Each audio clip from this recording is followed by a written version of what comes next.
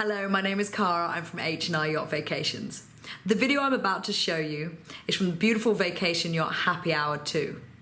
Nathan and Laura were happy enough to let me on board and menace them with my camera.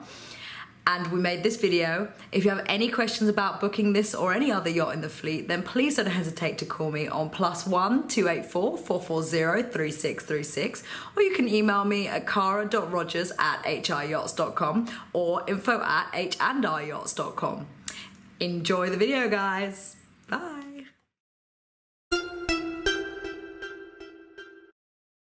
Okay guys, my name's Cara, I'm from H&R Yachts. Tell me who you guys are and where we are. Okay, well we're Nathan and Laura, we're married, been married since 2010, so 6.5 years now. Love story, I hope I make it that far with my husband. You will. Now you're out of the charter. I know, right? Yeah, we're here in the BVI, we've been here, we first came here in 2012, we've been chartering since like early 2011. Nearly 120 charters behind us. I was going to ask, that's a lot of charters. This is not your first rodeo.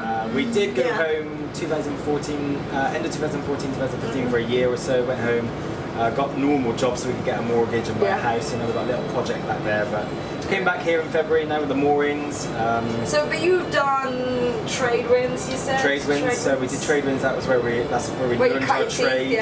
Learn how to work hard. Learn how to work, learn how to keep boats floating and stuff like that. It's very important. Learn how to dock boats on one engine and stuff like that, you know. You learned some awesome lessons working for companies like Trade Winds and Festive.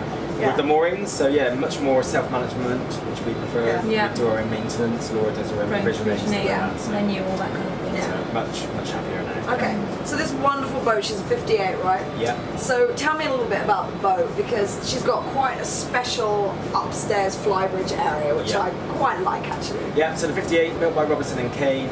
The Flybridge is the big selling point. It's like a 30-foot Flybridge. You can get easily all the guests up there, especially when it's raining. We've got the big wraparound screens. Yeah, keeps it it'll nice all and come dry. down. Yeah, it's great. And then we've got the balcony area, so we've got the 2 bridge cabins. Oh yeah, I forget about the balcony. So we've got the 2 bridge cabins with the balcony area as well. That's a real nice selling point. And upstairs you've got a grill and wet bar, right? Grill, and fridge. wet bar, fridge, ice maker, all the coolers. Yeah, and then you've got living space out there, you've got living space up there, you've got living space out there. This is really, there's a lot of usable real estate. And you've got this huge area just around here. It's a 10-person boat, but it doesn't feel like it's 10 people on board. It's so well set out. So. Yeah, and we've worked on quite a few boats even. And we can honestly say that this is the most perfectly laid out boat for chartering we've ever worked on. Tell me a little bit about the cabins. So you've got 5 cabins for 10 people, and you have upstairs cabins, 2 upstairs cabins, and then so 2 upstairs cabins, we call them the bridge cabins. Bridge cabins, okay. That's a nice name because I was struggling with that. Then we've got 2 forward cabins in the hulls, they're identical, both queens, and then we have the port aft, which is, it can be 2 twins for kids or whatever, so it's a kids cabin, or if we do have 5 couples on board, then we can make it up to be a monster king size bed. Okay, that's very versatile there as well. So tell me a little bit about your sailing background, Captain. How did you get to this point in your life? My sailing background started with powerboats, funnily enough. Dirty stink pots. Yeah, my mum and dad brought me up water skiing and wakeboarding and stuff like that down the south coast of the UK. That's not too warm either. It must be hardcore. Oh yeah, it was pretty cold in May. You didn't go out without a wetsuit on? No. 5mm wetsuit, and then it went down to a 3mm in the house. Yeah, wow. But I didn't pull my first main sheet until I met Laura, funnily enough. So Laura is the sailor, she's the dinghy sailor, she was brought up dinghy sailing. Okay. And when we met, she taught me how to sail, and Laura says I took to it like a duck to water, and it was pretty good, which was very annoying because we were racing at the time. We were racing at the time, and he kept beating me. Well, after about 6 months, he was beating me, so yeah. So that's my sailing background. So I started sailing in like 2008, and I loved it, and our first date was the Southampton boat show. We were walking around the boat and we were like, oh gosh, wouldn't it be amazing to live on one of these yachts? So we started the dream like on our first date almost. Nice. And, here we are. We started to plan how we were going to do it, and here we are. The rest is history. What was it, 6 years later? So tell me about your culinary background, chef. So I grew up with a very active mum in the kitchen, let's say. My mum was a stay-at-home mum. She always cooked everything from scratch. She didn't ever, I didn't really ever take lessons as such from my mum, but it's not until I became a chef that I realised how much I'd actually learned from her by just watching her, and just picking little things up, and which is really strange because I don't ever remember actually saying, Mum, what's in this and how have you put this and that kind of thing. But I'm really fortunate that we began with the company Trade-Winds because I don't know if you know, but they're about the only company in the world, I think I can even say, that give training to Yes, their they crews. do, don't they? Yeah.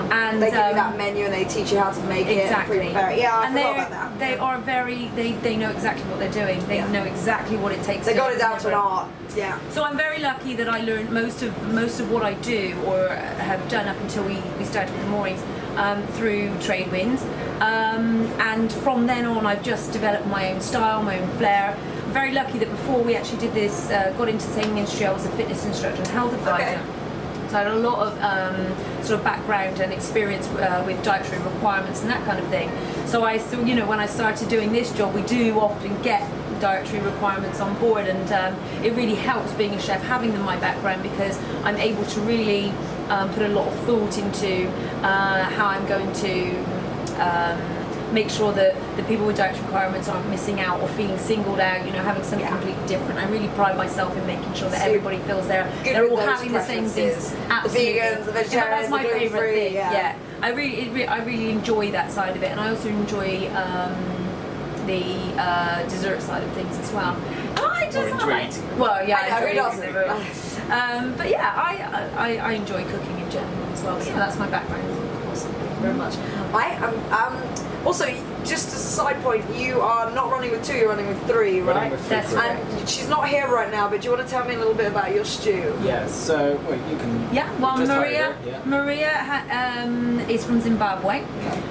She's an older, more mature lady, let's say, and she's very sweet, very kind, and we actually handpicked her. I think We can hired say her ourselves. because she's very good with the guests. Yes. She knows exactly what to say and what not to say. And Yeah, things like and that. she She's very understands calm people's and- needs, Yeah. We feel that the really most important thing when you're on charter with your crew is the connection you have with your crew and the atmosphere on the boat. Even if, I don't know, the bed isn't made perfectly and that kind of thing, it's really important that the atmosphere on the boat is second to none all week long. And so that's why we chose her, because her personality just fits that criteria exactly. And she's permanent with us, so Yeah, she's okay, always so our she will steward. always be with us, She has a little bit of background in chartering, but what she has is a real desire to learn and want to do things to a very high standard, and so she's sort of taking our direction at the moment.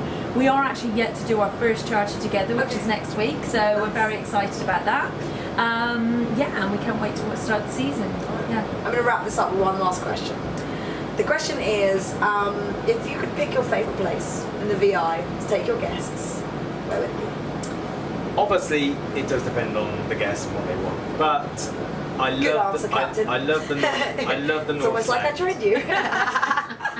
I love the North Sound, yeah, because it's got everything up there. So, if for anchoring, if they want peace and tranquility, then we can go to Eustacia Sound. If they want to be in the hustle and bustle, then we can just stop at Bitter End.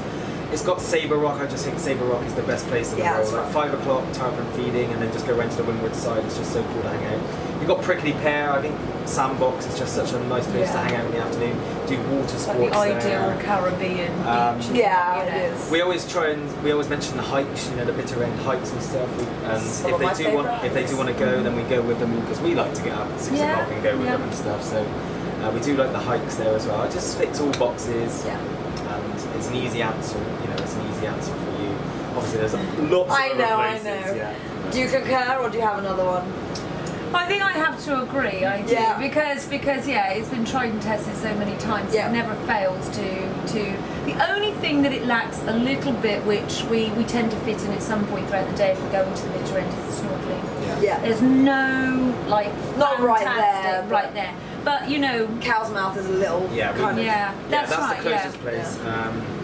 We do love Long Bay as well, just on the north tip of Virgin Gorda there. If you go in there and tie stern too, we do like being in there. But if the guests, that might be a bit quiet for some guests. If they want to be on their own, then that's the best spot because you can get in there and tie stern too. And be on your own. Awesome. Good stuff in there. Thank you very much. Thanks for welcome. you. Thank putting you up with very me and my much. video obsession. I appreciate it. I hope you enjoyed that video. To ask any questions or book this or any other yacht, please call me on +1 284 440 3636 or email me on cara.rogers@hryachts.com or my other email info@hryachts.com. Remember, all the info is down below. You'll be able to find the brochure, all my contact details, and remember, subscribe, like, share the love. And I'll see you next time. Bye.